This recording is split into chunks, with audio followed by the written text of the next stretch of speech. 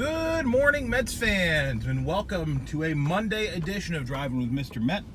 I am Mr. Met, and we are just 4 short days away from spring training I keep saying spring training, from opening day. Opening day is Thursday this week.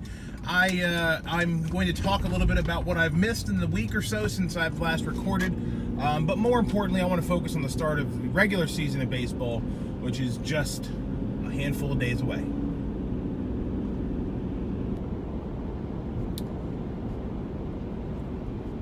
Spring training is over.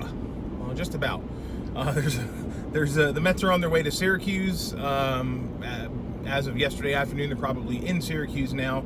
They're going to play up in upstate New York before heading down to D.C. to open the season against the Nationals on Thursday afternoon. What did I miss since the last video I recorded? Not a whole lot, really. We've seen the same level of output from the same cast of characters that I mentioned in my Spring Training All-Stars edition. One notable exception there, I think I would probably have to swap out Jeff McNeil and Luis Guillorme. Jeff McNeil has come on super strong in the last 8 days or so. He's got his batting average up into the mid 300s now, 360 something, I believe, last time I checked. He had 5 RBIs yesterday, so McNeil looks like he's in regular season form and ready to go. Robbie Cano continues to really impress the hell out of me with his approach at the plate. Conforto continues to hit for power, which is wonderful. Pete Alonso keeps hitting the ball. And I want to sort of piggyback on something that I don't remember who it was who said it. And it might have been, I don't know, it doesn't matter. One of the guys on the broadcast, I don't know if it was Keith or if it was Ron, but it doesn't matter. Whoever was talking about it was talking about Alonso's ability to go the other way. And that's what's impressed me the most about Pete Alonso, that he does have this prolific power. There's no question about that.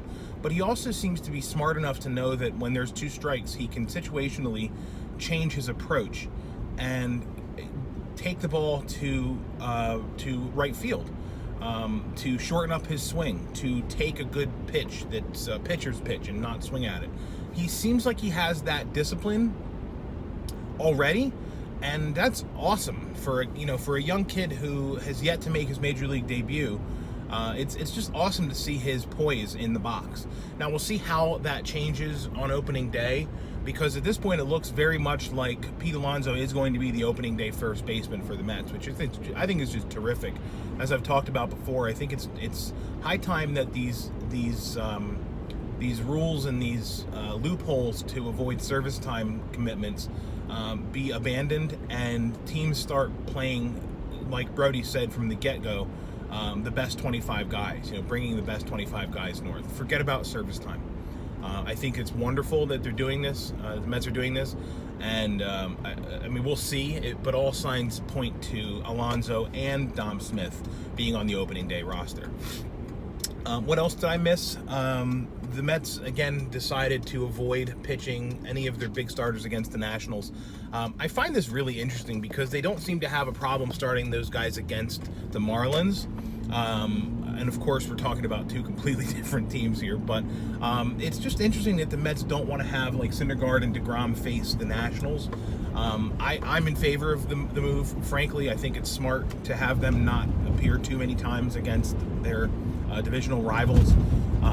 But I'm wondering if there's more to it. If there's something about the way the Nationals are, I don't want to accuse them of stealing signs, but I'm wondering if there's some debate as to whether the Nationals are doing something to get an edge to start the season against the Mets. I don't know if that's the case, but regardless, I applaud the Mets for doing something different and not just running their guys out there to start on the big field, and instead keeping them on their schedules but having them pitch simulated games or pitch on the backfield.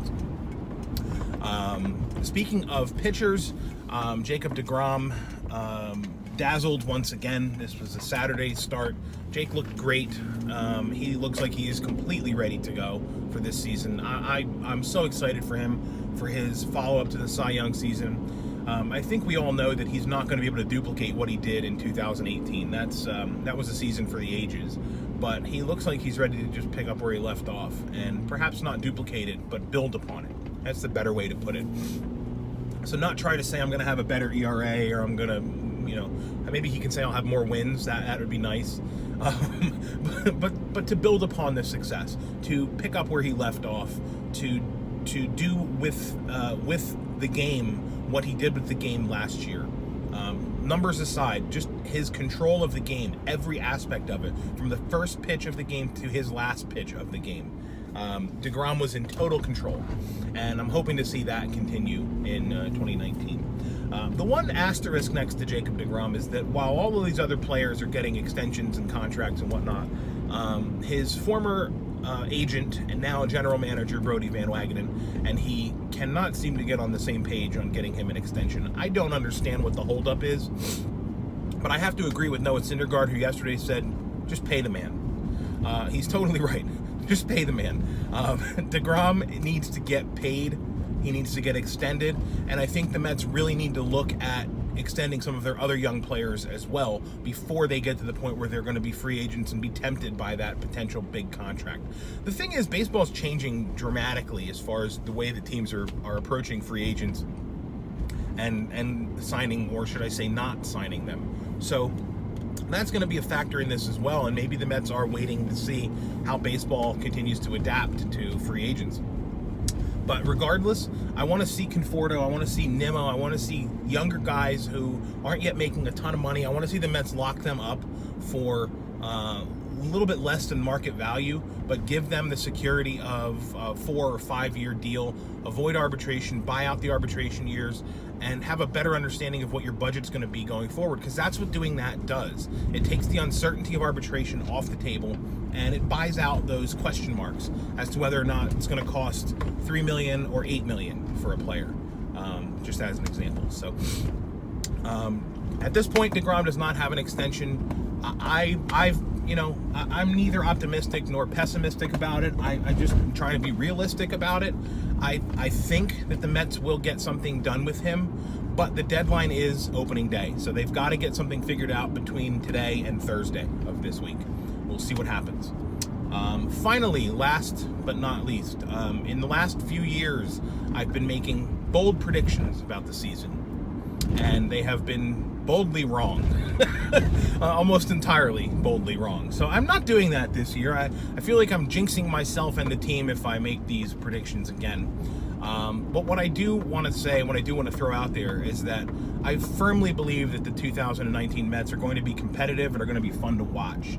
And that's what I'm taking into the season. I'm not making false illusions, and I have no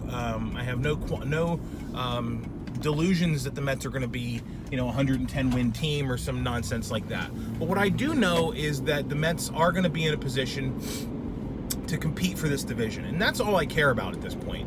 Like, I don't care if they win 110 games. Well, that's not true. I want them to compete for the division. I want them to be playing competitive baseball throughout this season. And I don't want there to be meaningless games down the stretch, and I don't think there are going to be. I think this team is built to compete this season, and I think we're going to see that from opening day on Thursday all the way through to the end of the season in September. So that's what I'm going to leave us with today. I'm not going to go into any bold predictions. I'm just going to say the Mets are going to be good.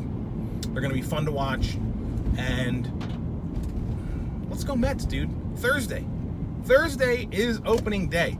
Let's go Mets. Follow me on Twitter at Mr_Met. Let me know what you're looking forward to in the season this year, and do that on Twitter or in the comments below or whatever. But let me know, because I want to know, because I'm excited. So let's go Mets. See you guys later this week when I come back with another video, hopefully before the season starts. And until then, let's go Mets.